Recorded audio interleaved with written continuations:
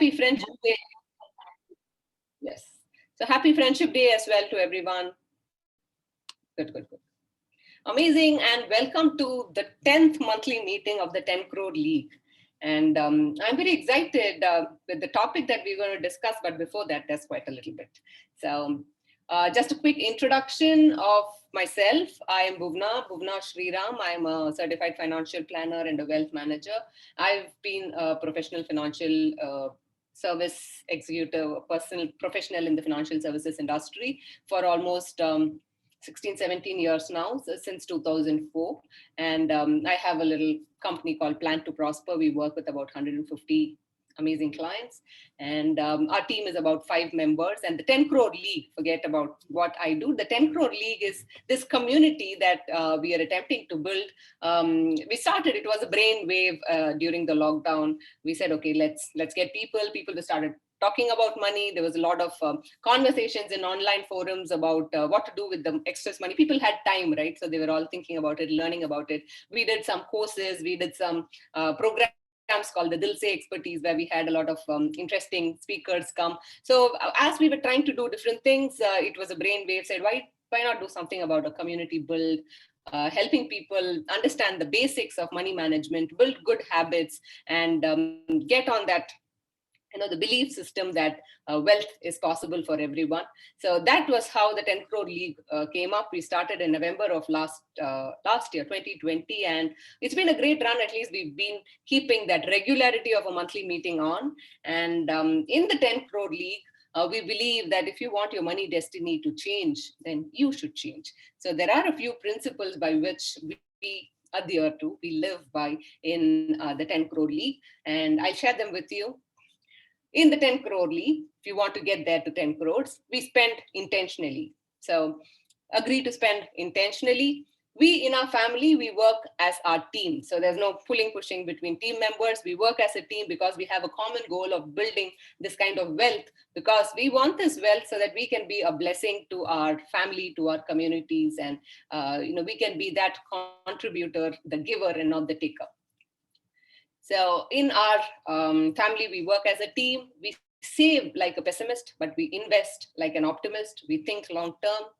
We keep our promises and reach our goals. This, I think, is basic integrity, and we live by that. We eat healthy, exercise, and take adequate rest. Of course, we don't want all the money going to the hospitals. We take responsibility for our decisions and our destiny. We might work with professionals, financial advisors, and we might take inputs from various forums. However, the final decision is our responsibility. We take responsibility for whatever we decide. Our children are very responsible with money. We understand that 10 crores is a lot of money, and some point in time, if they get to manage that kind of money, they're responsible. So this is something that we instill good, responsible habits in our children, and we are filled with gratitude for whatever we have, and we give generously. So these are some principles that we live by in the 10 Crore League, and we're very proud that these things keep us instead in our pursuit to build wealth so that we can be that blessing. Right? And we know that 10 crores is a possibility for everyone. There is a method to it. There is a process to it. It doesn't mean that you have to occupy the corner office. It doesn't mean that you should have inherited the wealth. A 10 crore is a possibility. Who knows? A 10 crore is just a stepping stone. It could be much larger than that, but it's a possibility for everyone. And there is a method to doing this. And there are 9 steps that we follow. Each of us might be at different steps at different points in time, but we know that we have to take one step at a time. We can't jump. We have to take one step at a time, and that's when the journey gets a lot more fun, because you're focused on one thing and it gets faster. Right? In step 1, we get the first 1 lakh in cash for emergency. So if you starting completely from scratch, you don't know where to begin, you start here, you get the first 1 lakh in cash for emergencies, so that if something leaks or if the car breaks down or emergency, you're not pulling money out of your fixed deposits, your mutual funds, you have that money. Step 2 is you purchase term life, health, and disability cover. This is a ring fence or loans except the home loan. The home loan comes for much later. We know that loans are like little leaks in your jar. If you're trying to fill up the jar and you have a lot of leaks, then the jar is never going to fill up. So step 3 is where we pay off all the loans except the home loan. And step 4, we create a 6-month, not becoming poorer. Okay, we make that foundation very strong.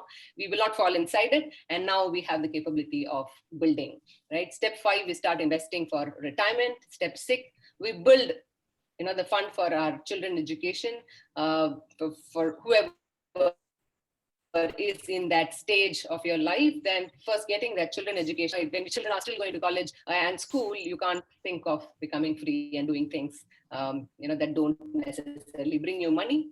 Step 7 is where you attack the home loan and pay it off in full, and that gives you the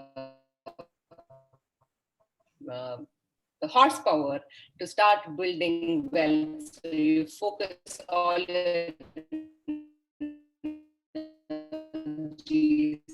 on building that 10 crore, because it's that snowball effect, right? So you've paid off all your loans, you roll over to the 10 crore number, and finally you have a giving plan, because we know why we are doing this. The 10 crore is where you live the lifestyle that you want, and without the fear of ever running out of money, and you still can be that blessing for your family and for your community. So this is a little quick introduction of the 10 crore league and what we stand for and the process that we follow. Each of us are in different stages in the process to get to 10 crores.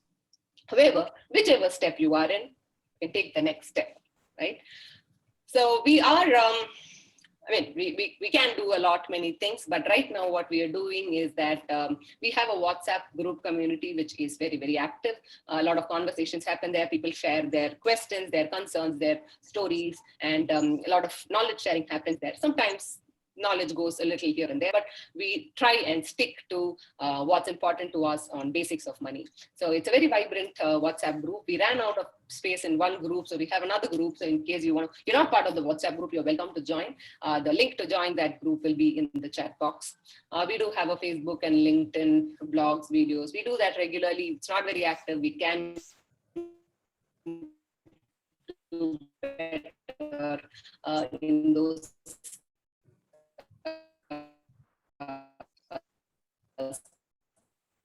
spaces. What we do really, really well is our monthly meetings. So I'm very thankful. So you'll see a few things here. We could make all of that available, and we're looking at building a 12-week program. So because it put all the 12 months content together. Today is the 10th month, so we're putting all of that together into a 12-week program that anybody can access. So these are a couple of things that are working in the background, and I'll tell you more about it. Yeah. Okay, so today we are introducing a new section. And the WhatsApp community, I do little there, contributing with your knowledge, with your time and energy, and to answer questions, to put out your questions, placing your trust in this group to answer, to get the kind of inputs that you want. Voice is breaking. Okay, is my voice breaking? Can you hear me? Hello? Some feedback? Can you hear me? Yes, your voice is breaking. Now you want to switch to your normal network? Oh, I'm sorry. I think you can try switch. Okay, is this better? Yes, this is better. This is better? Okay. Let's try this. Yes. I can keep switching. So keep giving me feedback if you think you're not able to hear me. Please keep giving me feedback. And so that's what I want to place on record. Thanks for all of you here in the WhatsApp group and in the community for joining in. And I'd like to invite a couple of our members whose stories I think are going to be really inspirational for us. So they've consented large-heartedly to come and share that little bit of journey and spaces where they've done well and where they are beating themselves about. So I'd like to call Jacob, who's been our staunch supporter and member since the very beginning. He was introduced to us by a dear friend, Harsha. Jacob, no, Ujjwal, sorry. Ujjwal introduced, Jacob introduced Harsha. So, we're all part of that community. So thank you so much, Jacob, for agreeing to come here. And can I have you here? Jacob. Yes, let me pin you. Sure. Hey, Jacob. There I am. Yeah. Thank you, Bhuvana. Thank you so much. Welcome. Thank you for, first of all, having me in 10 Crore League, and then, of course, for this opportunity. Now, I asked Bhuvana, what should I share? She said, only inspiring things. Yeah. So I'll try to keep it as inspiring as possible, whatever. But of course, I had my mistakes. But I think I'll set the mistakes in the context first. So that when I come to the second part of it, it makes sense. So a little bit about me. I am Jacob Jose. Right now I live in Kerala. I left Kerala in the year 86 for my first job. Came to Bangalore, worked as an engineer. I'm essentially an electrical engineer. And then, so 3 years I worked there as an engineer. Then I did my MBA from IIFT Delhi. And since then, I have been in Mumbai, worked with various companies, Larsen & Toubro, Mahindra, and a few other places. In between, I got this bug that I should go and study abroad. So I went to the US for a second master's program and came back to India in the year 2003. Now, the first part of my career, I was entirely focused on career and position and, like who I am in the world. So what happened was, having grown up in a small village and, the focus was always on education, be somebody in life, live a certain kind of values.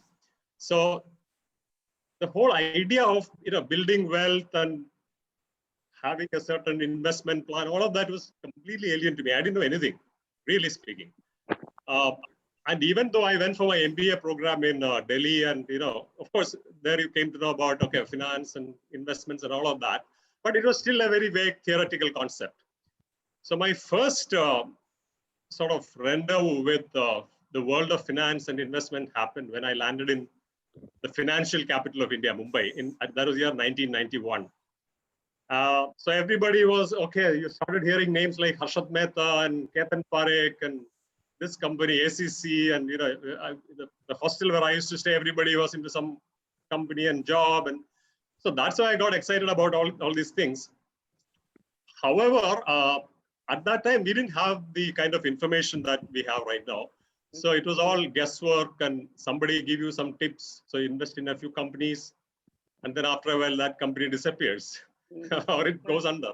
And that was also the time when a lot of my classmates from my MBA classmates, they were all abroad. So I had this interest. I want to go abroad and do a master's. So my focus was all about education, get more and more better in my life and position. Now, why I'm bringing this up is I didn't think about money at all. I didn't think about long-term wealth planning or long-term building wealth, long-term, none of that occurred to me. Okay, it was fun to invest in stocks and even lose money. It was fun because the other side, you are making money, right? You're getting your salary every month. As a young bachelor, you spend, you enjoy life. The last thing on your mind is retirement. You are in your 20s, right? Yeah. So this is how I was. But once I went to US, I took a loan. I took an education loan because to finance my studies. And the whole idea was, okay, I'm going to, finish my studies there, and then I will find this job with maybe Goldman Sachs or I don't know which one, bigger one, McKinsey or one of those big names, and get in over there, and then I'll make tons of money, and whatever loan I pay is like 2-3 months salary. So it was like no big deal, So this is how I went. But life turned completely different, 2001 September 11 attacks happened, and after I graduated, I couldn't find the job that I wanted in the US. So eventually I decided to come back. Here I was, year 2002 or 2003, early 2003. Here I was with a big loan and an Indian salary, right? An American loan and Indian salary. So that's when I woke up. That's when I woke up to the reality of planning my life, especially in the area of finance, building wealth. I really got it like this is all very important. Okay. Now, since then, that means about the second part of my career, I can say, I've been focused on three things. Basically, I looked at income part. I mean, there are three pillars to wealth building, in my opinion. This is the first pillar is obviously the income generation. Second one is saving, and the third one is investment. So I realized that it's okay. I mean, you may have a fancy title. You may be vice president, director, senior, whatever. But end of the day, what's there in your bank account, and what sort of net worth you have. So this thought really hit me, and therefore I think in that second part I was a lot more conscious about how I spend my money, how much I earned. I started really saving a lot more. I started even investing a lot more wisely. So I started really studying the markets, which are the good companies and all of that. And so that was how it all went. What else? I mean, I would say that one of the lessons for me was, I mean, I would say in retrospect, I should have been thinking about, I should have started a lot more earlier. Then I would have obviously crossed 10 crores now. So right now I'm maybe far away, but still, doing much better than what I thought at some point of time. Okay. So one of the lessons is just for your wealth to compound and grow. That's one of the lessons. And the second one obviously is income generation. You know what?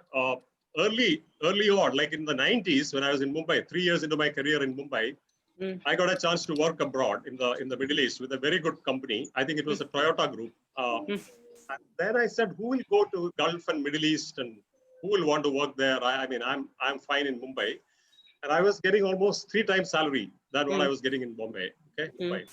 I said no, I didn't go. But somewhere around 2007, I realized, well, the titles and fancy things are okay, but I need the money. So I decided to go abroad. I went to Middle East. I went to Muscat first as in an investment company. And then later on, I worked in a consulting firm in Dubai. So all of that. So basically, I think I changed track a little bit. I started focusing a little more on the income generation also. Because you need to have the income, then you save it, and then you invest it. Absolutely. Right? So these three pillars are equally important, and so that's what I want to share. I think I have whatever little time, and then one thing which Guna said, if you were to advise your younger self, what sort of advice you give? So I would say, be conscious, start early.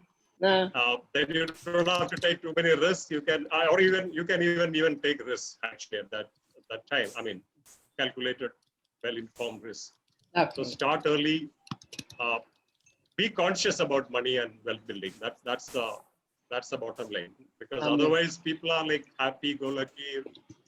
They just do whatever they like, and then one day they say, "Oh, they hit 40, 45, and not much in the bank."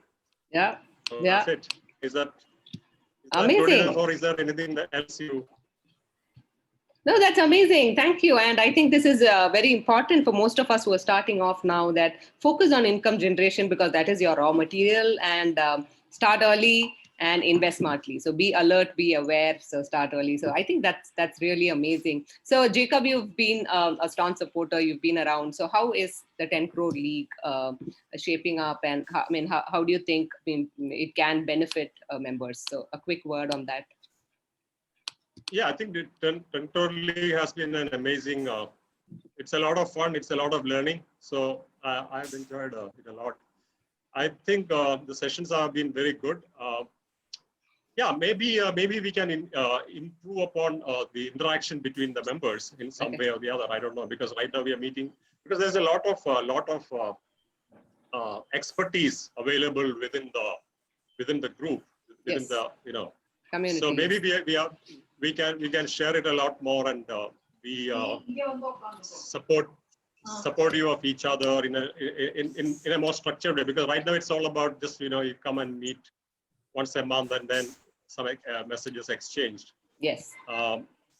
So maybe there is some mechanism that's there for people to sort of talk to others and Great. Yeah, we tap should into work their on that. expertise and see something what's possible. So that might be a good idea. Great, superb. Yeah, so these are very relevant points. And thank you so much, Jacob, for agreeing to come here and share your story. And you're truly inspiring. Keep supporting us, and we look forward to learning a lot more from you. Thank you. Thank you so much. Thank you, much. Jacob. Thank you so much, guys. Please give a quick thanks note to Jacob for coming here and inspiring us and sharing some very, very important lessons for all of us. Quick messages for Jacob. Thank you, Jacob. Thank you, really. Thank you again. Yes. And thanks. Superb. Okay, then I'm going to call out Oliver. Oliver, hi, Oliver. Oliver also has been like a great support. He's been there right from the beginning. I really haven't really understood what he's getting from here, but he's giving a lot. He's giving a lot to the group. So thank you so much, Oliver. I really appreciate you agreeing to come over and talk. And can we please listen to you? Yeah, thanks, Bhuvna. Let me just see if I can switch on my video because I'm somewhere outside for a vaccination drive. Just a second, please. Okay. I'm not too sure whether the GSM network would be good enough. Okay. Absolutely. Yes, we can hear you. Okay. That's great. So pardon my mask because that's very important out here. Absolutely. Thank you. Yeah, so thanks and wish everyone a very, very happy Friendship Day. I think it's a beautiful day for all of us to really get together and, maybe have a chat on a lovely subject, and compliments Bhuvna on completing 10 glorious months. I'm sure when we started off, we wouldn't really know whether we would actually reach this stage or not, but I think it's a brilliant initiative which has culminated into almost an anniversary now. Yes. Yeah. Yes. So, we make a big bash on the anniversary, of course. Absolutely. I thought you'd be sending beers to everyone's house by now. Oh yeah. Yeah. Why not? Yeah. Okay. We go so healthy. Yes. Just a hint for the anniversary. Got it. Heard it. Beerless barley, so not a problem. Oh, really? Okay.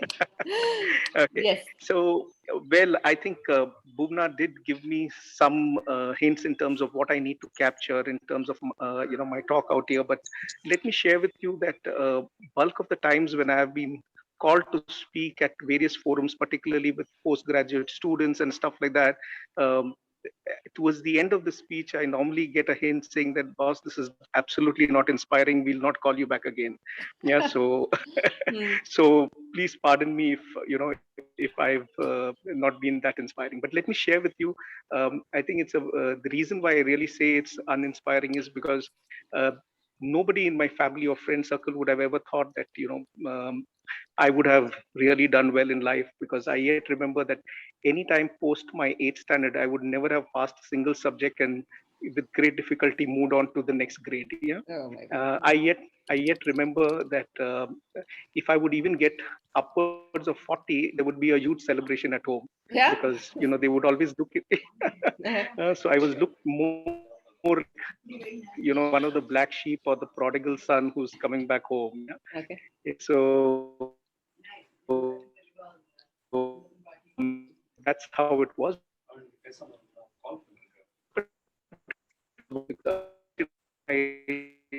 My parents, particularly my parents, I think if you can finally get a job, the chaprasi, I think that would be the biggest dream for us all to achieve. Was there as far as I'm concerned. Yes, Oliver. Yeah, it's okay. I think if you switch off the video, we can hear you well. Oh, you muted yourself as well. Yeah. Yeah, this is good. 1 second. This is good. No, we can hear you. No problem. Go on. Great. Yeah. So great. So, well, my journey began way back. I think I was one of the very fortunate, guys to graduate when I was just 19. So now you shouldn't ask me how I managed that, but well, having been a below average student, I yet managed to graduate at 19.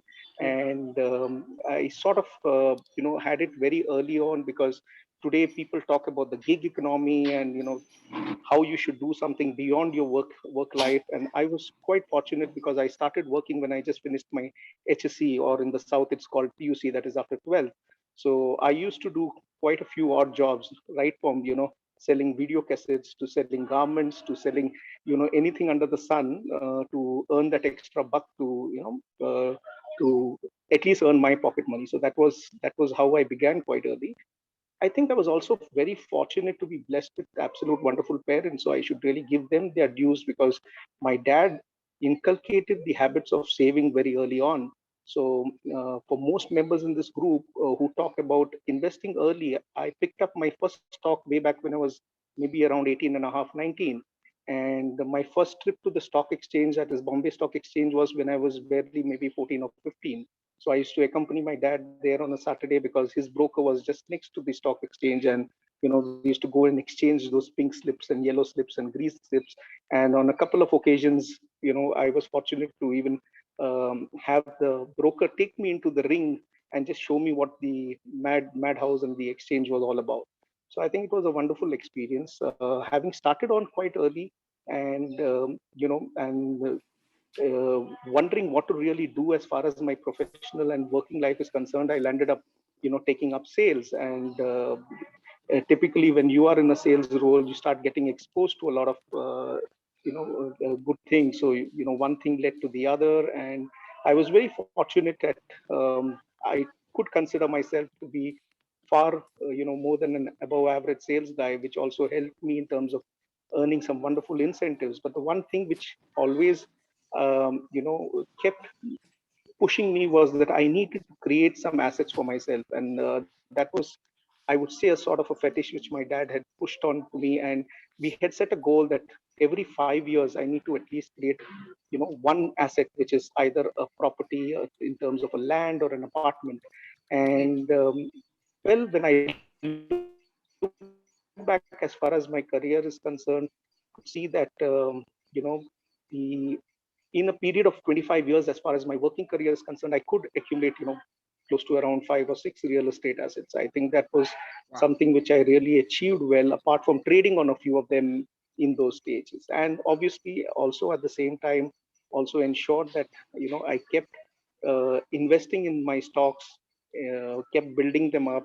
I was quite fortunate to work with a trading firm. And I think I also had an exposure of uh, what may I call it? I mean, I think we were the first ones to set up an e-broking company way back in the year 99, 2000, when Okay. there was, just the ICICI Direct and India Bulls who were there. So I was that time working with the L&T Group, heading sales and customer service for their division called L&T Trade.com.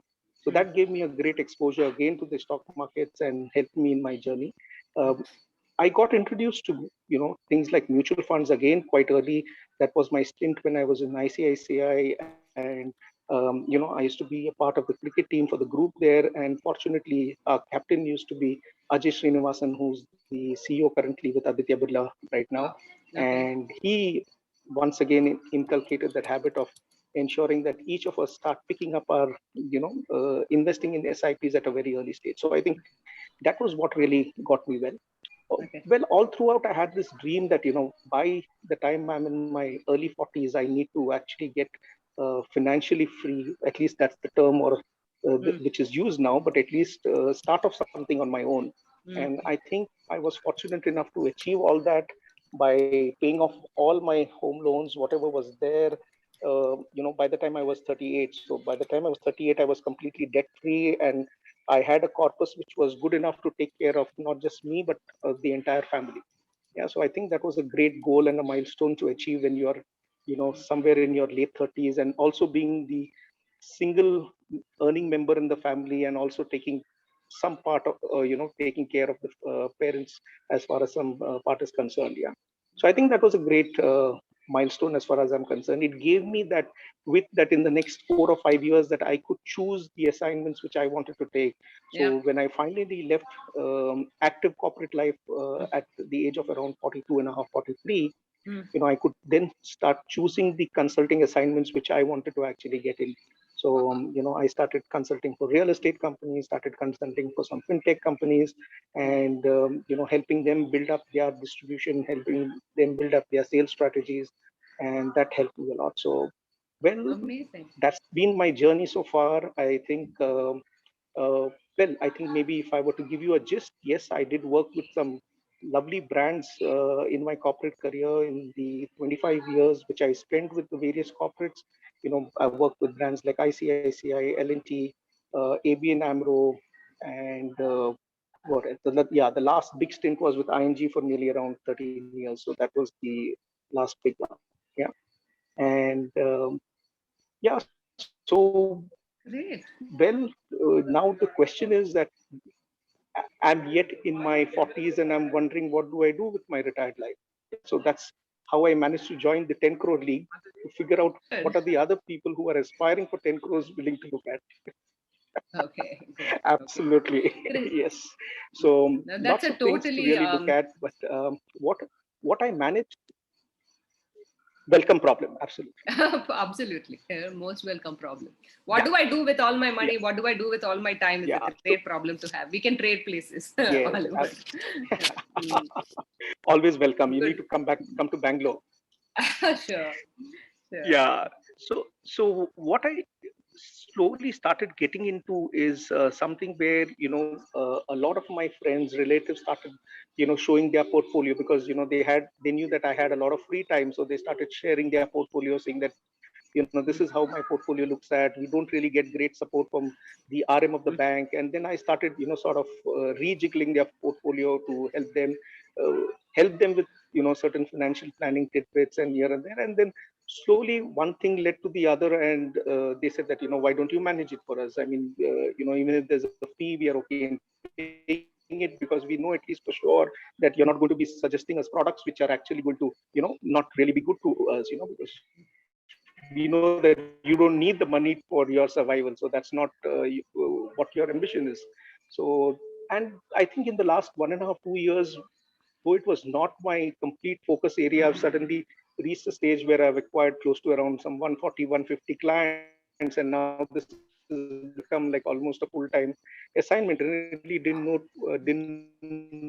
know what to do with the time. Now it's become a career. So I've taken a particular goal for myself that at least I should look at 10 to 15% of my clients getting to be financially independent by the time they are in their 40s, maybe as early as their mid 40s or so. So I think that's the goal which I have kept in mind. Yeah.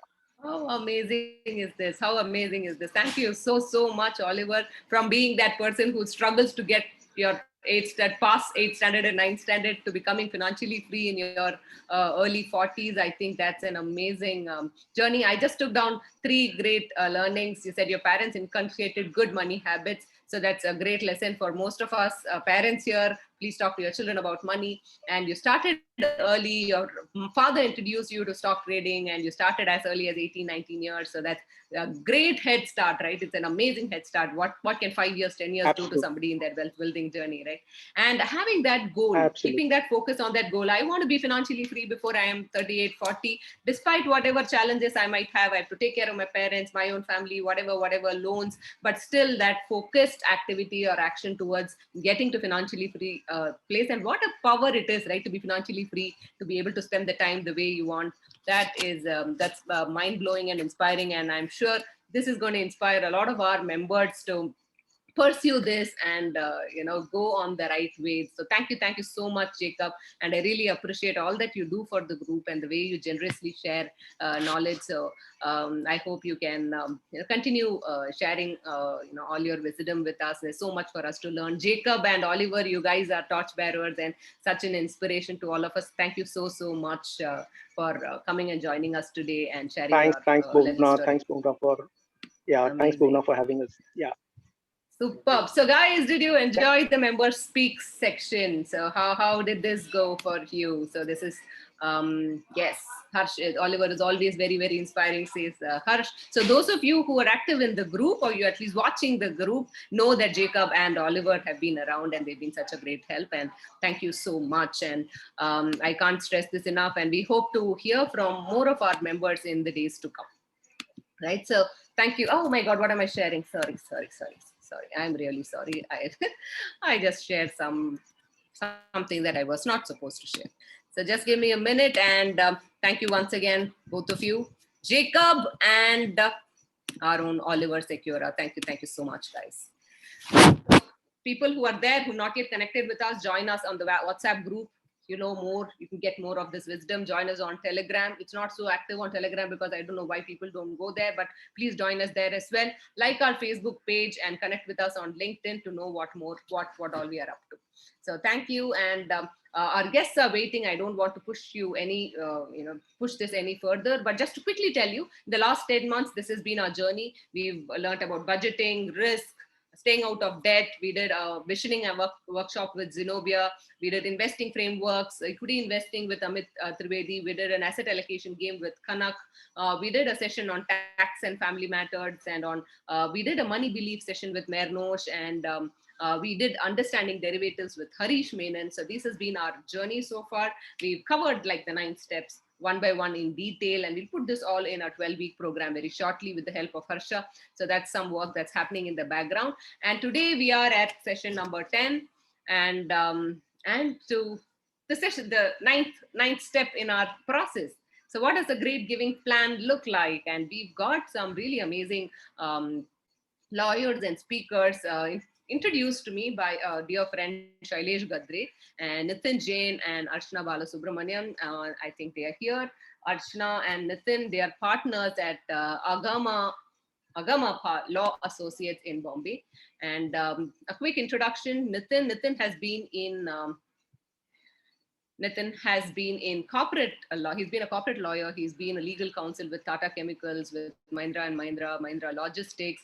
He's also been an advocate in the Bombay High Court, and he joined Archana as a partner in Agama Law Associates in 2018. And they are, one of the legal legal counsels in the country with specific interest in testamentary laws. And Archana is Nitin's partner in business. She is a Mumbai girl, studied at Poddar College and then University of Mumbai, BLS and LLB from Mumbai. She's also non-practicing but qualified company secretary. She's worked with various law firms, the AZB Partners, Udvadia and Udeshi, and she founded Agama Law in Jan 2013. It's been 8 years. So she's been doing really amazingly well. I'm hearing amazing things about how she is, and the clarity of thought with which they talk. I think we're going to greatly benefit from all of that. So I welcome, can I see them here, Nitin? Let me spotlight. Nitin, is your video on? Hi, Bhuvna. Yeah, there you are. Okay, let me find you. And is Archana also here? So let me find you guys. For some Adil, reason, my name is also showing as Nitin Jain. Okay, you can change. Yeah, I'm going to change that. Yeah, I think you can, and I can add a pin. Both of you are here, so this is amazing. Yeah, this is so good. So let me remove my own pin. You don't want to see me, you can just hear me. That's fine. So Archana and Nitin, thank you so much for joining us today, and for agreeing to come here, share your wisdom, your knowledge. And I really appreciate that you want to do this because you want to ensure that people know what is rightfully theirs, and they understand what legally they're willing to they should get. So that so the whole 10 crore league is the fundamental is that, right? We are here to share knowledge, to give, and eventually, we'll all benefit. So thank you so much for sharing that ethos, and I really appreciate it. I have a whole lot of questions that I put together, and I'm going to ask you one by one. Is that okay that we go on a conversational basis? Would that be easy? absolutely. I think that's great. Nitin? Yeah, absolutely. Please go ahead. Okay, guys, so I'm going to lead this conversation here, but please feel free to add your questions on the chat box in case you find that relevant, right? So you just keep adding, and I will keep asking the questions right here. And first things first, Archana and Nitin. The thing is, people in India, we have very, very limited knowledge on testamentary laws. So we don't understand why we have to even do this. And of course, our laws also are very archaic, right? So why do you think we don't place so much importance on something like succession planning or understanding what happens to our money after we are gone? So, Bhuvna, thanks for posing this question. I think I feel other way around because we are too much into the testamentary laws. We feel that everyone today knows everything. All the Yeah. clients who reaches to us are well prepared, well thought through, and they know everything. Uh-huh. Because thanks to the digital information that they are a step ahead, they know what they want, they have knowledge. But the biggest challenge is in constant changes in our country laws. Okay. And there are different implementation and implication which each one will have subject to their own problem or family succession planning, because this is a very emotional and a unique subject which does not follow the same yardstick for all the families in the group. If today there are 60 to 100 people who are in the group, each one will have a different thought process to do their own succession planning. So what is most relevant is to apply and to implement the right type of a legal framework for the succession planning for each individual family. So it is very important that people take a professional advice to understand whether the succession planning, what they are thinking in their mind, is basically correct framework, or are there options available. I have in fact seen a situation where one person who has approached me, and in fact he wanted to say that I want to give everything to my son and daughter. There are only two people, and for giving this the best way I want to do it, I want to create a will. And later on, after a few months, when he was having this conversation, and I told him, is this something when you are having two children only, why don't you want to in your own lifetime see the distribution among them and make them happy in your own lifetime, rather than creating a will succession planning? So then he said, I've never thought it. I said, that may have less of quarrel and no animosity amongst them. So consider it, and it is not a very costly affair, and it will keep the life and things simple for them and for their grandchildren, or for your grandchildren also. He thought, okay, I was not even aware that the gift is also an option which I should do it. And I thought through a will I can transfer my property even during my lifetime. So as small things as people may, just by having a conversation, can get things clarified, that what they are thinking may not be so a simple answer. So too much information sometimes lead to confusion, and therefore one has to really just see and reach the consult someone who knows the law in and out, and who can help to see the court procedures, how these things have been implemented in the past, and can really peacefully do a distribution of the asset. Because when you are saying a 10 crore planning or a 100 crore planning, I'm sure by next year you may change the goal from 10 to 100 cr for most of the people over here. So Yes. the more the assets, the quarrel, the chances of quarrel may increase. So succession planning is a very key aspect when one should really consider it constantly. I would not say there is an age, and I would not say it should be a what should be the point, but it should be a constant planning basically. Okay. So this is interesting. So you're saying even your profession suffers from the same thing that doctors and us financial advisors do. People do a lot of studying on internet, and then they know it all, right? So absolutely. So that's amazing. However, in our group, and we did like an initial conversation saying how many of you will want to really plan your succession. We got like different feedback saying, I don't really care. It's too early for me. I want to do it like later. I'll do it before I die, as if we know when. So that's like the thing, right? So when do you think people should start thinking of succession planning? By the way, I wrote my will and all when I was 33 years old. There was just some brainwave, that sudden inspiration when I realized that my mom is dependent on me, and the law does not support a married woman leaving money for the parent, right? So that was a flip on my mind that said, okay, I have to write my will, and I did that. But when is like a good time to start thinking about succession planning? What is your point or thought or view on that? So, Bhuvna, thank you. It's excellent question, and I think answer is well right there.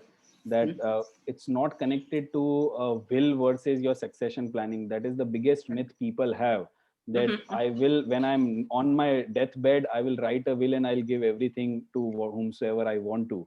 The succession planning is something like a wellness program. Before you have any disease or a cure, you want to be a wellness person. So same like that, succession planning also is something like a proactive and not a reactive sign. And it is, you can take as baby small steps as possible from the time you start saving your money, whether in a financial and a movable assets or in the immovable assets. From example, one of my very close friend, he said, I have invested money and in a real estate flat, and me and my brother, just for the sake of doing it, we have done a joint property, but entire investment was from my side. And after a few years, he landed up in a trouble that today the other brother is having a very good relationship. Both of them are having a great relationship. And he said, okay, my name was just there for the namesake emotionally. And today I am not able to transfer the flat because it will fetch a huge amount of stamp duty. It was just done merely for without knowing any purpose, that why I would have done a joint property when there was no intention. Brother themselves have no intention, but in the young age, as Mr. Jacob was mentioning, when everything is hunky dory, you feel that it's okay, it doesn't really matter. But one has to really think through and keep life very simple as much as possible. So the day you have the money to save and the way you have assets to save, from that day you can have as a small step as proper nomination, proper documentation, saving the receipts of the payments which are made towards those assets are extremely important when one needs to really transmit these assets in the future times, basically. So one has to do an annual review of their succession planning to constantly see that their assets are well protected. We take insurance for our health. At the same time, we should also be very vigilant and continue to maintain the documentation very properly. Things should not be left only to the consultant to fill just for opening the bank account. People may not realize how important the nomination is at the time of opening the bank account or filling the insurance policies. One has to be extremely careful, because that is the from which you really start your succession planning, I would say. Absolutely, absolutely. I think that's amazing. So whenever you start making your first investment, then that's the time to start thinking about succession planning, right? So I mean, I once met a client who was about 45, and the nominee on his EPF account was his mother, because he opened the EPF account when he was not married, right? And his mother had passed on almost 7-8 years back, and he's not changed the nomination at all. And there's no document of his wife being his heir or whatever. So doing an annual review of your succession plan is like a really great idea. And I think this message is very clear, right? So when you have even 10,000 rupees in the bank account, it's a great time to start thinking about succession. So that's amazing. Thank you so much for sharing, Nitin. So when we say succession planning, in the legal terms, many people think many things, right? So what are some of the common, so you say a lot of people come reading the internet and coming and talking about it, right? So Archana, what are the common myths that people carry? It's possible that we are also carrying some of those myths in our minds. So what are some common beliefs that people have, and you think we should dispel those myths and clarify? Right. So I think, Bhuwana, one of the things that I'd like to add actually for the previous point is also especially for people, before I answer this, is also especially for people who go abroad for jobs, or who have who are NRIs in that sense. They have a complicated issue where which they need to take care of. So as soon as they start making money abroad, and let's say in UAE, for instance, if you don't have a will, then the government takes away everything. So your family in India will get nothing. Or in the UK, you need to have your money in a designated account. Otherwise, the money cannot be transferred out of UK. So these are some of the things that I think people who are abroad should be very careful and in their jurisdictions get help. It's not just about wealth in India. If we are trying to protect wealth anywhere in the world. So just quickly wanted to sort of add this point to that. So Very good, coming okay. back to your question on common myths now, like Nitin rightly said, succession planning is not just about making a will. But very often we have seen a lot of people who think that the job is over once they've made the will. It's not that. I mean, will is not a document of transfer of ownership. It's not that by making a will you're giving legal rights to somebody. That will has to be there is a process, a court has to approve it, and the court has to say yes, this is correct, this is the last intention of the testator. So this is a common myth that we see. People think making a will is like a transfer. It's not. Whoever they appoint to run matters has to be someone sensible, somebody close to them, somebody they can trust, so that that person can take forward their intentions, get the will probated or get letters of administration, whatever is required, get that together and ensure that the money or the properties go to the intended person. Okay. So Okay. that's one of the common things that we see. Other thing is that people think once a will has been written, it can never be changed. So they don't want to write it because they feel, oh, this means now I have to sort of live by this. Your will can be changed as many times in your lifetime as you want. Life is evolving. Will is probably the only document where courts are very, very benevolent in their approach, where they want to take care of the testator's intention. They want to ensure that their last intention is taken care of. A lot of importance is given to that. So your will, once made, can be changed. So like Nitin said, there's an annual review of your succession planning. You must every 4 or 5 years look at your will. Maybe when you first made the will, you didn't have children.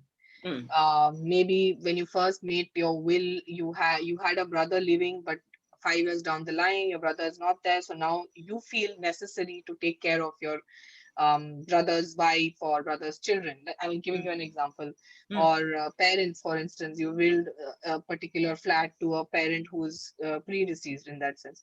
So these kind of things I think need to be thought through. So wills can be changed. Make your will, change the will, and ensure that all of these changes are recorded and kept with a trusted person, somebody whom you trust. Apart from close family, somebody whom you can very, very, very easily trust and know that they will take care of your interests. Okay. Other common question that people ask us is, do they need to register wills? Correct. Everybody's So mind. the answer is no. Wills are not compulsorily registrable. Having said that, there's nothing wrong with getting a will registered. So if you have like immovable property, you may be better off getting it registered. It does not add or remove from the process which happens after death. So it's not that it will make life simpler. It is just that it is a more serious document. In that sense, it has been registered.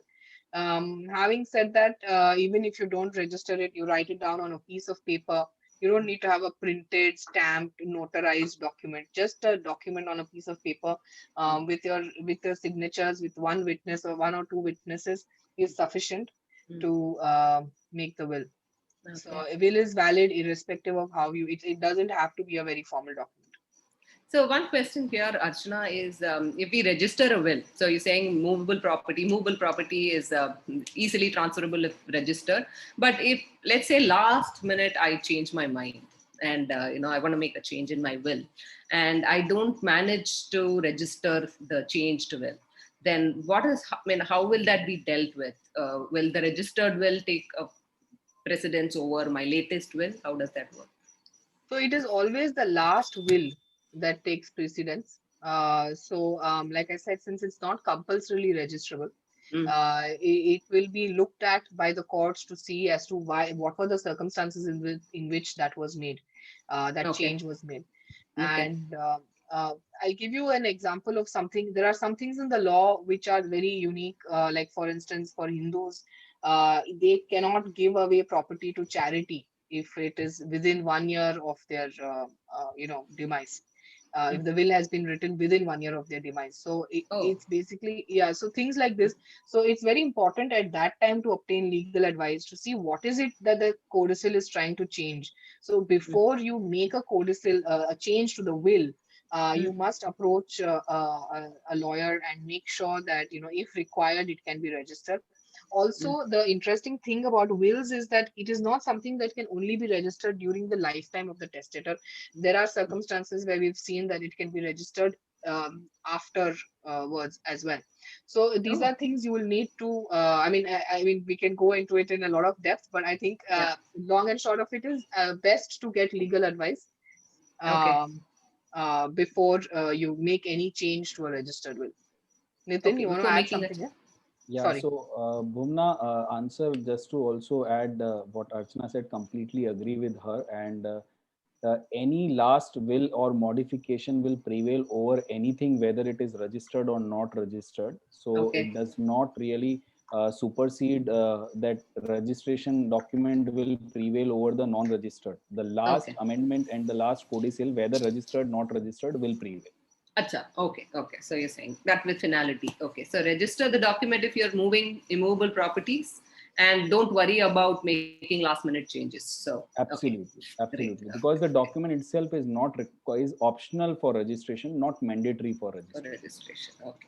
And Archana makes a pertinent point. If you're going to make a change in the will, please talk to a lawyer. You know, if on what the legal implications are. Okay, so that's great. Thank you.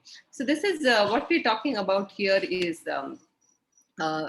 moving assets after the person is gone, right? So, but you were talking about instances where people want to see their money enjoyed in their lifetime, right? So gifting. So there are a couple of things here from the financial planning perspective also. So do you just give away your money when you during your lifetime to your children, or you know, do you wait for their succession after your time? What is the most effective way of doing it? Because if I gift some money to, let's say, my children, you can't take it back, right? But if I will the money and then I change my mind, I can always change the will, right? So what are things on giving the money away during the lifetime? So I mean, what's the most effective way of doing it? Because here we are talking about a giving plan. I mean, a succession plan, of course, which is nothing but a giving plan after my time. But what if I want to give when I am right here and see whatever I built this wealth for being enjoyed? So yeah, Bhumna, for giving, I think there are various multiple options available, and it will all be customized and suitable to the individual family. One needs to really know what objective he has in mind. Who are the family members are very important to keep in mind. Because what happens sometimes in giving plan, if you leave it for the court to decide or a law to decide later on, then it may not fulfill your own desire to distribute as you want to divide. For example, the family who has reached out to me saying that I want to give this entire thing to my wife, and after my wife, I want to give it to my children, which is a very common phenomenon. There is no surprise to it. But when the person suddenly dies, what happens is the assets are distributed equally among the wife and the children, and which was not the idea, because if the children are not taking care of the parents and there are some quarrel or not having a satisfaction among themselves, then at that point in time, mother is left high and dry to deal with the situation, because the estate is being divided 50-50, because that's the Hindu succession law, which it says that all should be divided equally. So if one needs to really transfer it during his lifetime and say that subsequently it can be transferred to somebody else, then there are options available for lifetime. Like there is an option of gift deed. Gift deed does not require any consideration, except the consideration under law is called natural love and affection is the only consideration permissible under the law. There is another feature of transaction which people can consider. It is called release deed. There is a very thin line difference. There is a very thin line difference between a gift deed and release deed. People use it very colloquially similar but they are two different instruments, completely having a different meaning to it. So, for example, release deed can only be given to the co-owner. It cannot be given to a third party, whereas gift can be given it to anybody to the property. Okay. So, like that, there is another option of family arrangement when there are joint families, group of people having an inherited property. So one needs to think through it because it cannot be then divided by one person to another. It requires a consultation among the family members, and they should draw down a family settlement agreement so that generations can enjoy their legacy of their immovable properties and other assets. In a lot of MSME businesses we have seen, in a lot of family businesses we have seen people going for a family arrangement at a very early stage. So their 3, 4, 5 generation can be safeguarded, and they can all grow cordially their businesses and everything. So family arrangement is another unique way to do it. And these are all very customary and old ways through which people can really manage the distribution of the assets very effectively. One way to distribute is by way of a HUF. So through a HUF, then person can still control the assets, manage it during his lifetime, and others can also enjoy it too. These are certain things which can be done during the lifetime where they can see their own family members enjoying the assets along with them. So I think this is amazing. So you're saying it's not just will. Succession planning is not only about will. So you can do a gift, you can do a release deed, you can do a family arrangement, or you can also create a HUF. Right. So these are various different ways of doing it. But Archana, can you share when what is better? So when should somebody look at writing a will? When should somebody look at doing a gift deed? Guys, please keep sharing your questions and I will ask them appropriately. While I have a list of questions, we'll add your questions to this as well. Sure. So yes, Archana. So when do you think somebody should look at? See, it like Nitin's rightly said, it depends on the family. What is the position of the person who wants to give in that family? Is he so critical that the entire family's existence, their subsistence depends on him? Is it that he's one of the people, like Nitin said, there are joint assets which need to be sort of devolved. So there is a very different question now. One big thing that we are facing today is which is a very common thing that we see is divorced couples. So what happens in that case? So we do recommend, see, in India you cannot have any kind of agreement which says, oh, if you get married this will happen or that will happen or things like that. So there is not much jurisprudence around that.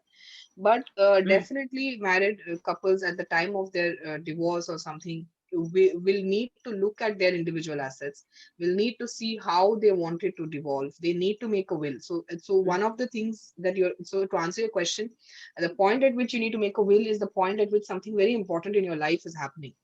Either in the case of a lady, if the spouse, or in the case of a guy, if the spouse is no more, or if you are having this kind of a divorce or some kind of situation like that, where you have in case of people who are adopting children at the time of the adoption. So this is a very open sort of question for me to answer. But having said that, it is you should make a will when there is a very critical juncture in your life. Another instrument that is becoming increasingly popular in addition to what we've just discussed is having a trust. So you could have a trust where you could have all the property going into the trust after you. You could have a trust during your lifetime. It's one way to make sure that your the beneficiaries, your children, or whoever else it is, your wife or your parents, have the ability to enjoy from the trust. So the trust can provide, let's say, for education. The trust can provide for marriage expenses. So those kind of things can be done through a trust. A trust is slightly more expensive because, frankly, you and me will not have expertise. You and me as lay people will not have expertise to run the trust. trust has to be run. There has to be filings. So definitely high net worth individuals, a lot of people on this group should explore this option as well. There are a lot of professional trustees today who do this. So definitely it's an option open. Um, as far as gifting is concerned, this is something that we would recommend where someone has lived a full life, their children are well settled, and they know that okay, we don't have very long. Like someone's crossed, let's say 80, and they know that okay, we don't have very long to live. We want to protect ourselves, so protect a basic amount of assets for yourself, liquidate existing assets, put everything in a place from where it can be very easily divided, because the biggest challenge for successors is when you are left with say one property in Bihar, one property in Chandigarh, and how do you go around and getting these properties together. There's a bank account in UK that needs to be liquidated, there is shares, there's mutual funds, it's totally crazy. So somebody who at that age, at that stage where they feel okay, this is what it is, I want to sort of consolidate my assets. So these things can be done at that stage. You could also look at gifting as an option where you feel that okay, I have a house, I have kept a house for each of my kids, I want to make sure that they give I want to make sure that this particular house goes to this particular child of mine. So in this kind of a situation, gift works very well, unlike will, which would probably be something that you cannot see. So it's a very broad, like I'm just giving you examples of what would work where. Having said that, each situation is unique, each person, each family is unique, so you need to approach that from that thought process. Okay, interesting. So gift is when you protected your basics and you want to ensure that you see your children enjoy it, or you want to be very specific about who gets what, and then you give it away. Trust also, while we talk about trust, there's also that legal immunity that you get, right, against debtors and all of that stuff. So you want to protect your assets. Right. So is that an angle as well? If you have Yes, like absolutely. So the trust does ring fence you. I mean, there has to be certain kind of there are certain types of trusts. Like it has to be irrevocable, it has to be discretionary, etc.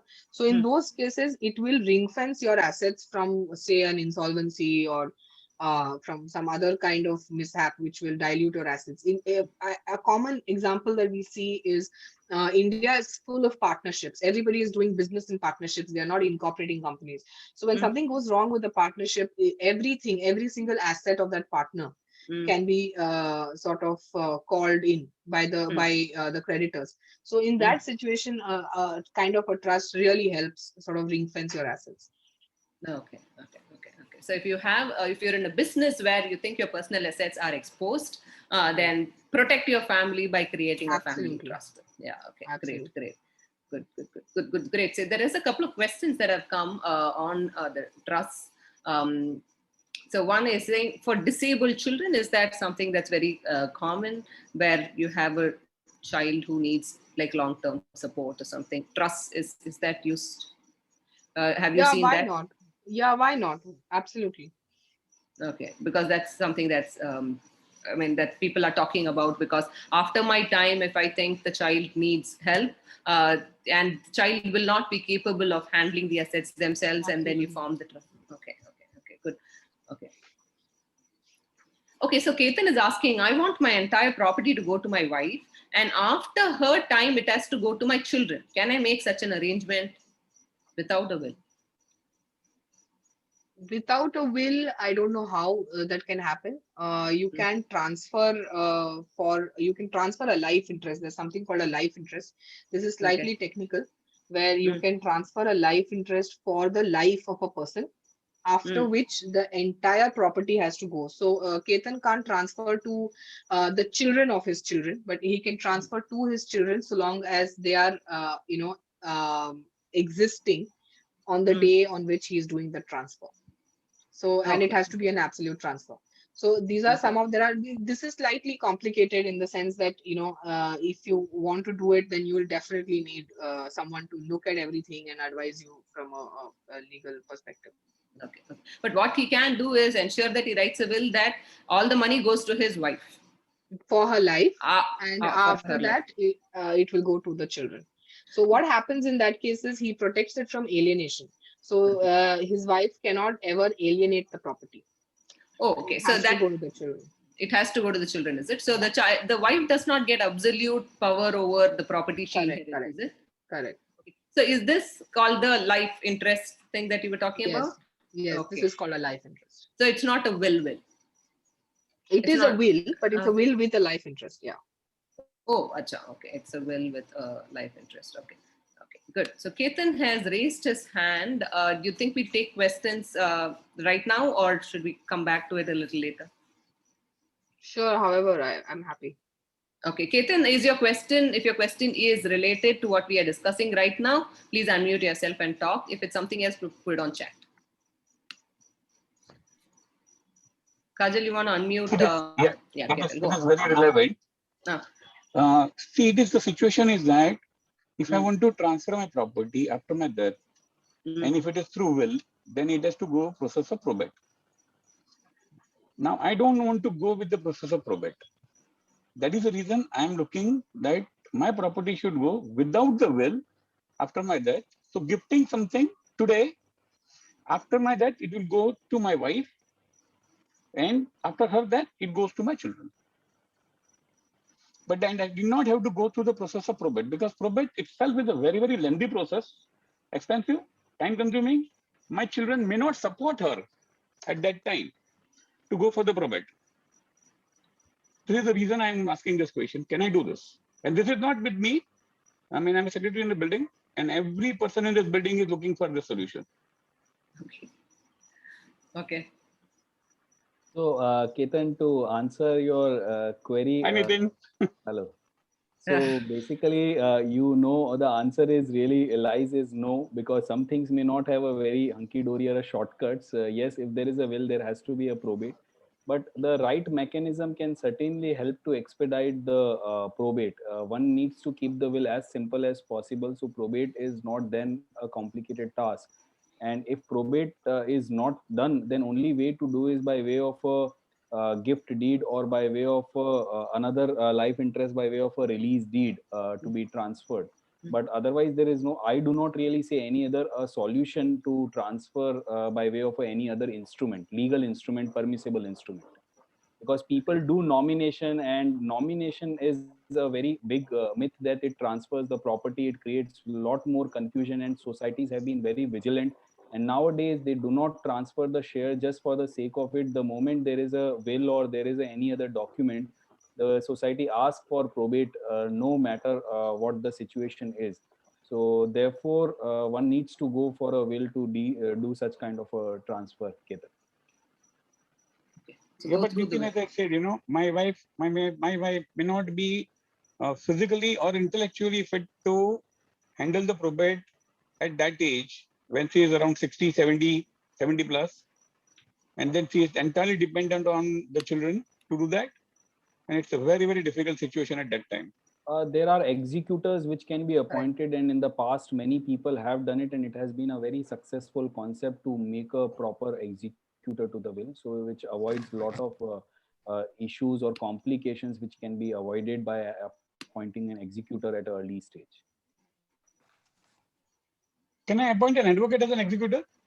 So later on, Yeah, okay. Doesn't matter. Go ahead. Buna, can I ask a question regarding trust? Okay, so you can appoint. Okay, who's this? Yeah, Sandeep here. How are you? Good. Yeah, hi, Sandeep. Yes, Yeah. go on. Yeah. First of all, very, very insightful. Yeah. Thanks to team. And I had one question regarding the trust. And you all have rightly raised the issue. Nowadays, divorces are very, very common. And there's a lot of misuse of laws where, especially the women's side, the lawyers instigate her and try to get maximum flesh. Is there a way wherein because many times, and it's not in just in family matters, if you are an independent director of and a director of a company where for no fault of yours, we have seen it in the recent past where, the SEBI will simply put a freeze on all the directors. So you won't have any money for your daily needs.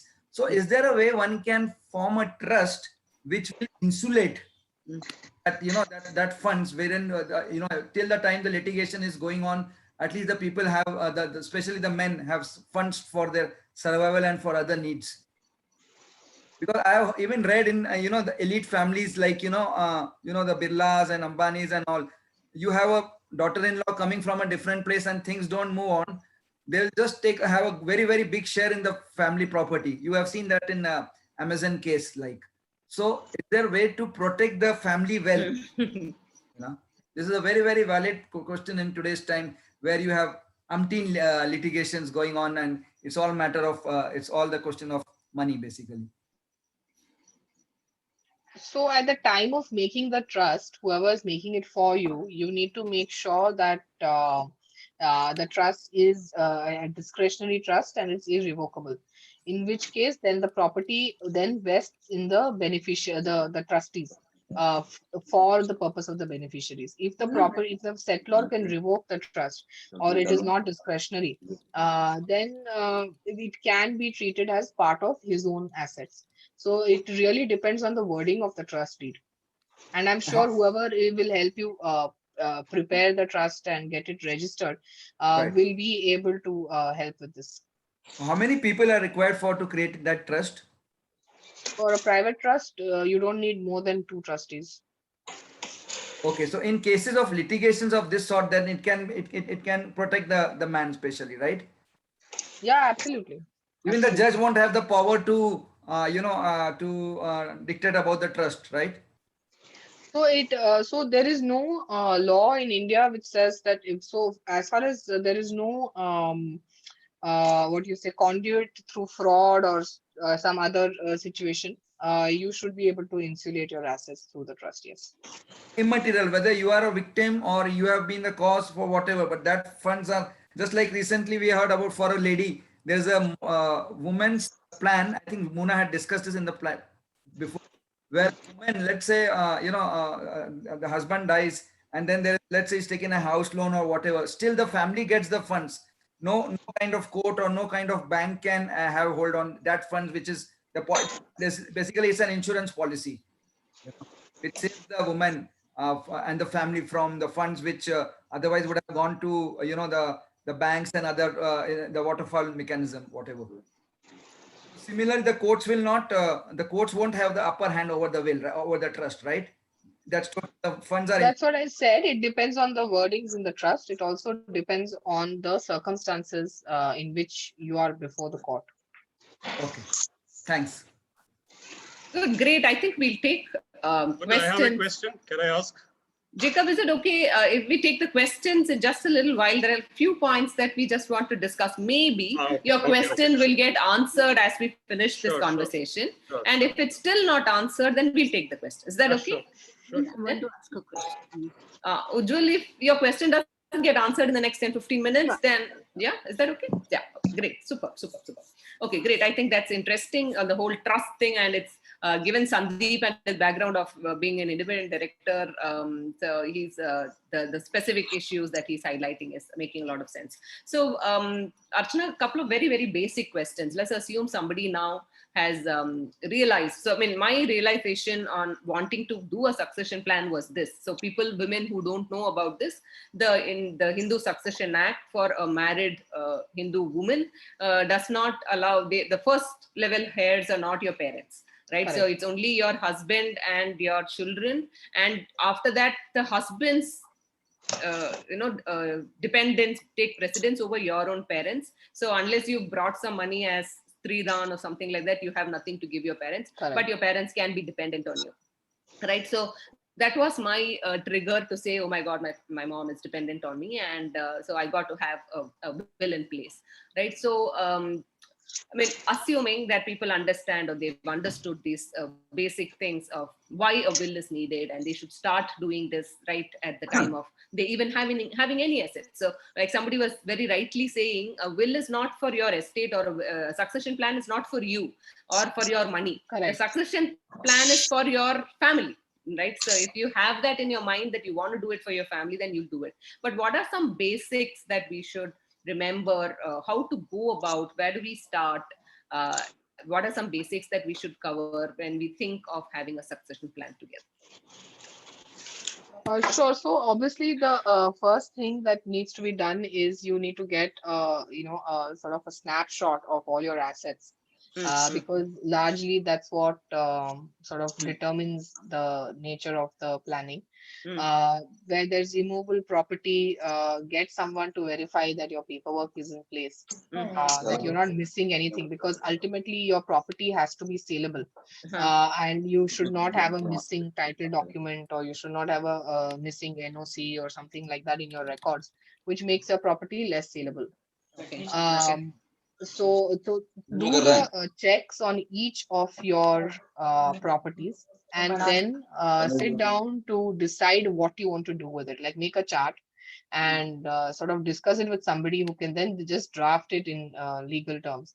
Another thing that you need is you need a trusted friend, a trusted family member whom you can very blindly appoint as the executor if you're making a will, or as a trustee if you're making a trust, or if you are if you're wanting to do a release or a gift, somebody whom you can trust to hold the property as a nominee if you're not there. So those kind of things you need to think through. And also the capacity of your family. So if you're leaving behind, we had a situation where a client had a mother who was not who didn't have the legal capacity because she was not of sound mind. So how to appoint a guardian? You can appoint a guardian for minor children through your will. So these are some of the things that you need to keep in mind. Nitin, anything I've missed out? No, absolutely. I agree, Archana. The only new trends which are also taking through is some side of a protection to the digital assets.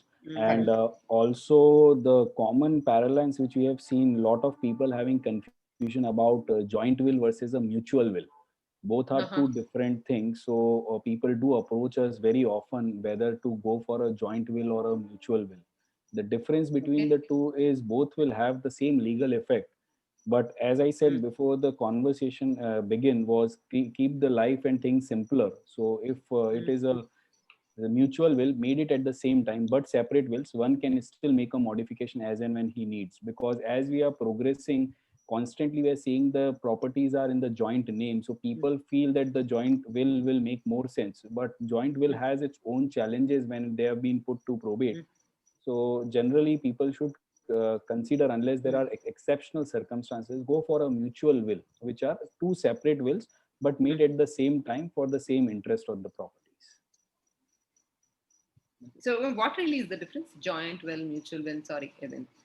So husband and wife can make a one single will by bequeathing their property to their children in one single will. At the same time, what we are suggesting is one husband should make his own will, wife should make her own will, and both can be executed simultaneously. Both can be executed simultaneously. But the joint will, if one of them just passes on and the other one survives, then what happens? So you are stuck it in the court because you have to go for probating the same will twice, and the other person gets a very limited room to amend the will after one dies. Achha, okay. So you're recommending not to do a joint will, keep it simple, write your own individual wills. Absolutely. Okay, great. I think that's a very pertinent point. And do you might own assets jointly, but you are yourself. Do mention your digital assets. And when you mention digital assets, what does that mean? Do they mean the books in my Kindle or my Facebook account? What really is it, digital assets? Yeah, Archana, you want to take up? Sure. So digital assets are basically things where you have which is your property, in the sense that your photographs and your other things, like so maybe your Google accounts, and you have a lot of these digi lockers. You have DMAT accounts. So what happens to your accounts after you? Who gets the right to operate it? Of course, anybody with a password can operate it and shut it down. But what if you don't know the password and you need to write to Facebook or you need to write to Google and get the details? So how do you deal with that? So we've sort of come up with a structure recently to sort of include this in the will itself, that so and so has the right to seek for my assets, rather than lose Mhm. everything. I'd rather get control of my assets or leave it behind for my people. So Okay, that's okay. something that you can add to your will. Okay, okay. So what you're saying is, if you've thought about succession planning, you begin with listing down all your assets and then make the decision on who gets what. Find trusted person to execute your wills and draft your basic will, and get two witnesses to sign it and have that as a document. And I think Nitin shared a very pertinent point of look at your nominations and all that on a periodic basis. Like I was telling you, nominations sometimes are very, especially with something like an EPF and all, your nominations were done like some 25 years back and it doesn't make any sense. So periodically look at your nominations and joint holding patterns and stuff like that. So I have one question here, Nitin, Archana. So if I own a property jointly, let's say with my husband, and I want to bequeath my share of the property alone, can I do that in my will? Absolutely. So if I do that, and if something were to happen, will my husband be forced to sell the property and settle, my bequest? No, so your legal heir will come on record as a co-owner. It is not about sale of property. Oh, like that. You're not, Okay. yeah. Okay, got it. Maybe it was a very, stupid question. Okay, got it. No. Okay, so another question here. See, every question Okay, is valid I don't know. because we are also worried about what's going to happen. See, when we are around, we have no control. And imagine when we are gone, the level of control is literally is minimalistic. So every question, in Yeah. fact, this is something that we tell clients that it's better you think it through. So don't sign the will. In fact, very often I have clients whom I tell them that just now that you've prepared the will, come back to it after 1 month, see if you still feel the same way, and then you execute it. Something like that. So you take your time, understand what you want to do. So it's limitless. The possibilities are limitless. So you need to have a trusted advisor with you all the time. Good. Okay, great. Okay, nice. So there was another question that was happening in the group also about liabilities. So if somebody is inheriting liabilities, so there was a conversation in the group that was asking credit card outstanding, and then that person dies. Then whose responsibility is it to pay that credit card? When you inherit assets, do you also inherit liabilities? So that's a The question. answer is yes. So typically when you have these loan agreements or when you have any kind of contracts where you are undertaking a liability, the loan agreement will say that this will apply to your legal heirs, to your successors also. So what happens if someone passes is that they just need to file a simple application and the court will bring the legal heirs on record and the case will continue as it is. Nitin will probably have more light to throw on this. Absolutely correct, Archana. So one needs to be very clear in mind that whatever are the liabilities, in fact, in the will, many people do propose that the will have first my liabilities will be disposed of and then remaining should go to XYZ. So that such kind of provisions are made, keeping in mind that liabilities does not come to an end with the person who dies. It may be a criminal liability in nature, which comes to an end with the person, cannot pass on to the third party. However, the financial liabilities do carry to the legal heirs.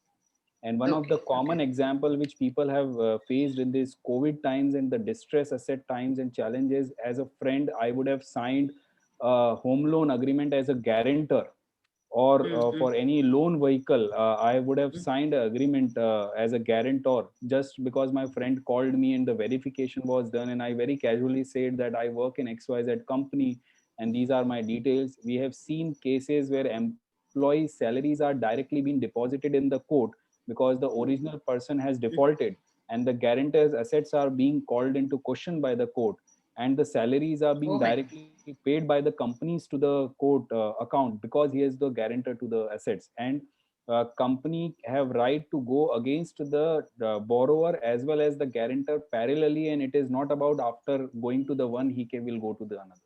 So these things are very common in the uncertain VUCA world. What we say always, that we are living in VUCA world and we are seeing through the COVID times. So one needs to be very careful taking any liabilities on their head, because that can be one of the way to do a succession planning as mentioned in one of your steps, keep your liabilities low, write off the Yeah. home loan. It means also write off your additional liabilities wherever you are having exposure to as you grow. Yes, yes, yes. So, I mean, I think one of the big principles in the 10CL is that we don't do loans. So as much as possible, if you keep liabilities low, the faster your transition to the 10 crore league will happen. So great. So one question before we open it to people, we've like touched the 5 o'clock mark. We kind of a little sensitive about this because it's a Sunday evening. But I have one question for very specific purposes. If we want to bequeath our wealth, let's say I want to ensure that my grandchild's education is taken care of, but she's a minor. I don't want my son or daughter to mess with that money. Can I like do specific and use it only for that child's education? Can I do all of that? Or I mean, in my understanding, a will is all about telling who gets what and not dictating what it should be used for. So, I mean, am I correct in my understanding, or can I be very specific about what my money has to be used? So, so when you're willing something, see, it's very difficult because you may make a will today, 20 years down the line, you don't know what the situation is. So in a will situation to sort of impose condition, yes, there are some people make conditional wills like so and so should not marry out of the community and things like that. Those things are very difficult to enforce. And I would say that there's just difficult to sort of deal with in that sense in this world. But what you can do is if you have a trust system, then in the trust you can always say that this particular amount will be kept aside. Say 20% will be kept aside for education of grandchildren, or 30% will be kept aside for that. And those people may not be in existence on the date, but once they are born, then they will be added to the list of beneficiaries. Similarly, in a will, if the grandchild is already in existence, your job is easier because then you can just will the amount to the grandchild. Otherwise, then you will have to sort of follow that life interest route, which is always fraught with a lot of difficulties. We always advise that, as it is, since wills are complicated to enforce, it's better to keep the will itself very simple. Do not impose conditions. Once you've given it away, it should go. If you are willing to a minor, the important thing to remember is that the minor is not going to get the money. The money will go to the legal guardian. So, so whether you like it or not, it is the parent of the child or the other legal guardian of the child who's going to get the money and will hold it in trust, hopefully, for the child. Okay. You can only hope for that as well, right? Okay. Yes, yes, yes. Okay. Good. Okay. So now you can only hope for it. Yeah. Okay. So if you really want that to happen, you're saying the trust is the way. Very specific purposes. Yes. If you want to give money away, then trust is the best way. And you're saying trust is expensive. So unless your asset size is a reasonable size, then trust is also not, a little unwieldy, right? It is unwieldy, that's a but great, yes, about input. 2 CR, 3 CR, you will find people who are willing to be professional trustees. So definitely, I think for this particular group of people, yes, it should not be a problem. Yeah. Okay. So look at having a trust if you want to will your money for specific purposes, and have appoint professional trustees. So that's amazing. Great. So there are a couple of questions, and then I think we will open it for questions as well. So we'll take Ujjwal. Ujjwal has put her hand up some time back. Ujjwal, you want to ask? I just have a simple question, that if a gift deed is done already, executed, registered, this is if a husband does that for the wife, does he have a right to take that asset back if something happens to her? Or once given the gift, is given the gift, or does he have any rights, or he doesn't? Nitin, you want to take this one? Yeah, so gift cannot be revoked. When it is done, it is given. Given. Okay, so he doesn't have a right to ask it back even if something happens to her. If something happens to her, she will, on her rights as under succession, will transmit back to the husband or the children in the equal shares, if it is not mentioned in her will or there is no will document available. Okay, if there is no will, then does he have a right to take it back? Not as a right to take it back, it will be devolved through a wife as per the succession. of the wife. Correct. So the will is very important in that case. She doesn't have a child, and Will is important. they both are divorced, and as a part of the divorce thing, the property is gifted to her, but she hasn't done the deal. She doesn't have any children. So in that case, will is very important. What I Yes. gather. One is will is very important, and otherwise it will devolve as per the succession. Whether she is Hindu or Christian or Parsi or Muslim, it also need to be taken into consideration. If it is Hindu, then It will fall through a class 1 heirs basically. So if the wife has died leaving behind no children, then technically it should be belonging to the husband. okay, unless she's written a success. No, but then if she's divorced, She's divorced. if she's divorced and has no children, then class 2 heirs, right? Class 2 heirs, absolutely. Class 2 has meaning. Class 2. So brother, sister, parents. Okay. So so the Hindu succession law mandates certain people as class 1 heirs, and if none of the class 1 heirs are alive, then it goes to class 2 heirs. Okay. Correct, na, Archana? Yeah, correct. Am I saying that? Okay, yeah. So that's how. Yeah. Thank So you. gift given cannot be revoked. So I think that answers your question. Once a gift given cannot be revoked. They can fall off, they can divorce, whatever, but given gift is given. Bhuvna, there are very exceptional circumstances for revoking the gift under the law, but in every normal case, gift cannot be revoked once it is given. Okay. I think this is Amrita's question as well. She's asking if a mother who had 100% share in a house property in the form of a gift deed transfers 40% share to the husband and 20% shares to her sons. Now, can she take back the 20% share given to the son? Son is willing to give back his share The without son has going to through gift the it back. I don't Son see has- that as, yeah.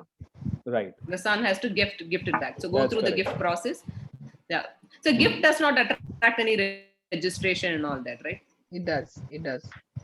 Oh, no, I have a quick question. You have to register. Yeah. Yes. Yes, Yeah, Jacob. I was going to ask, you said all these laws are different for different communities. So Hindus, Christians, Muslims, and all of that. And also from state to state, are they different, or is it one law for India? It's one So- law for India. It's not state-wise. Okay. And But what will community-wise? differ is the state manner in which it's enforced. Maybe Nitin can answer that better on how these things get enforced in different Could you states. please repeat your question, Jacob? The question is, like I'm a Christian. So many of the things like a Hindu undivided family and some of the things I think may not be applicable to the Christian community.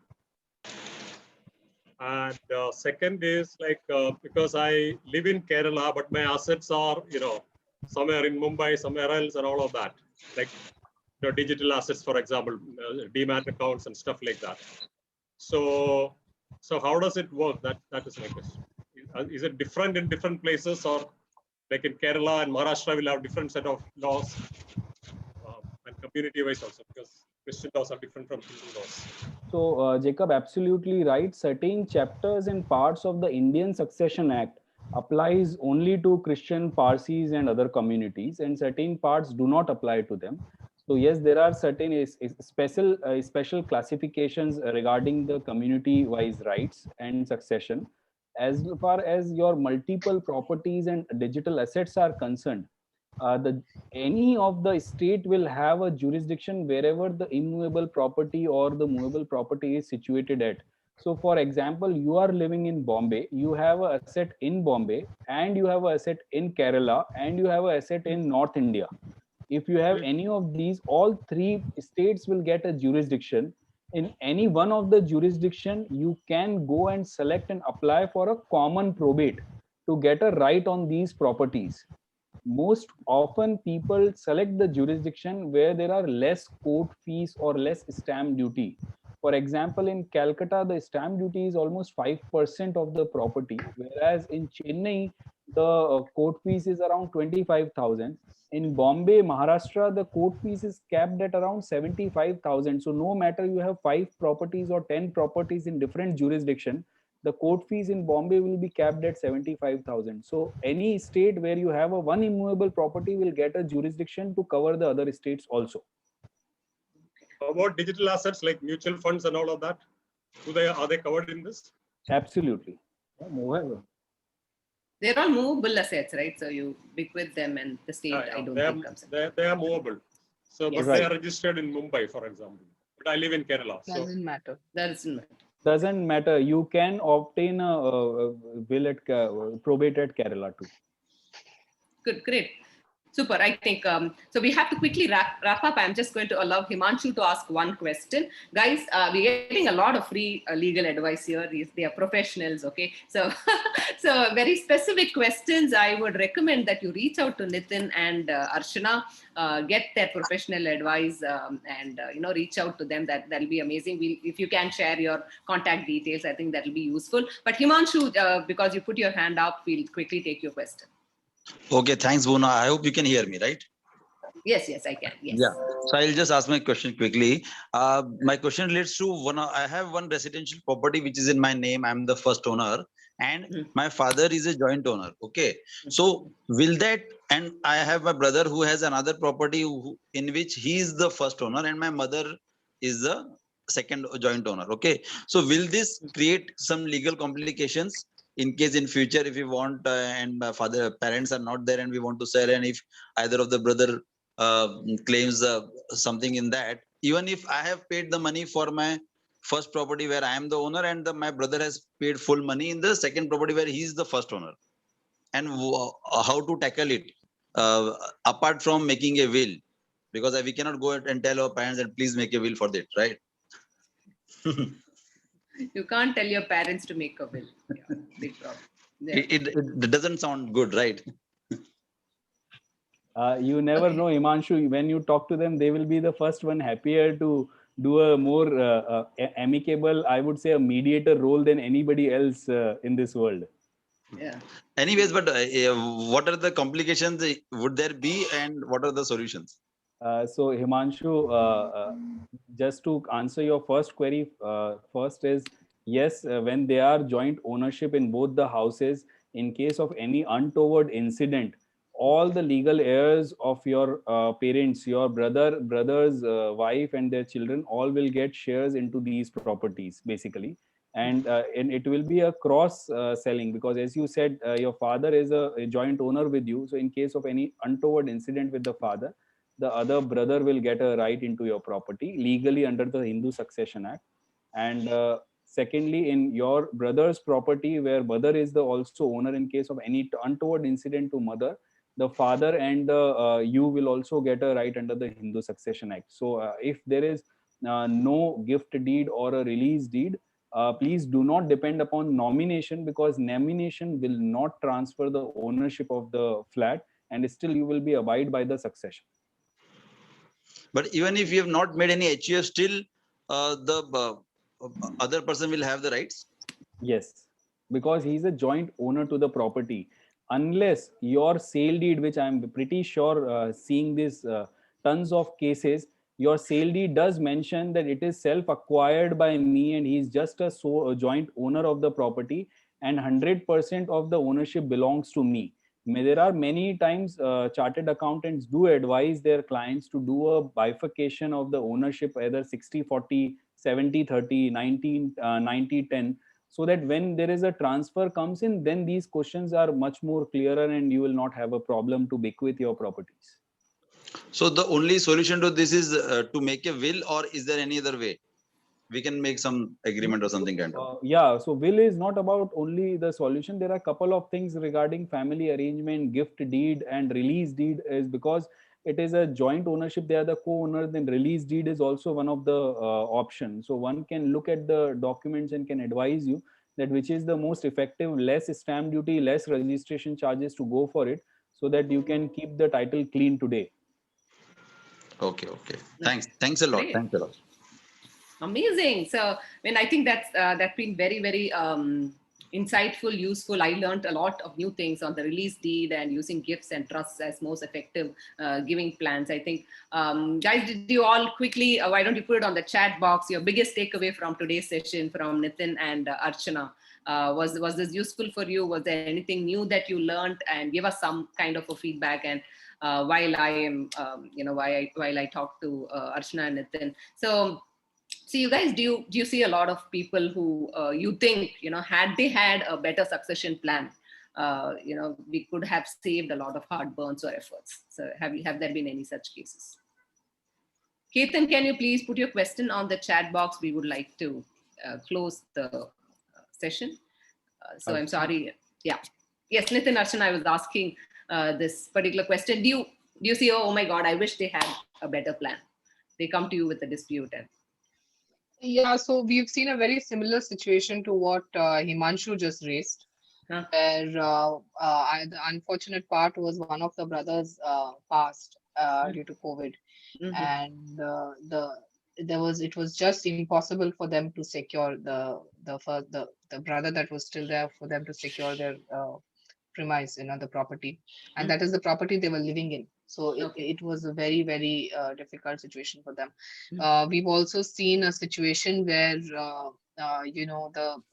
you have family disputes, so everything is willed to one out of the two children, or to the son, because that's how it was traditionally. And then they've forgotten to include the daughter in the will, and though they want to bequeath to the daughter, they can't, because they've forgotten to include the daughter in the will, and everything has gone to the son. So we've seen these kind of situations, and we've seen emails where they've talking about it, but it's not happened. We've seen situations where people are bequeathed, it has become void because there was no child that was born, like this whole life interest, which is why we are against it as lawyers. We feel, keep it simple.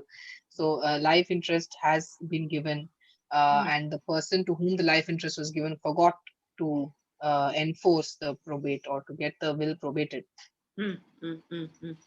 So we've seen these kind of things, and I think there will be numerous cases you'll see every day of people, doing this.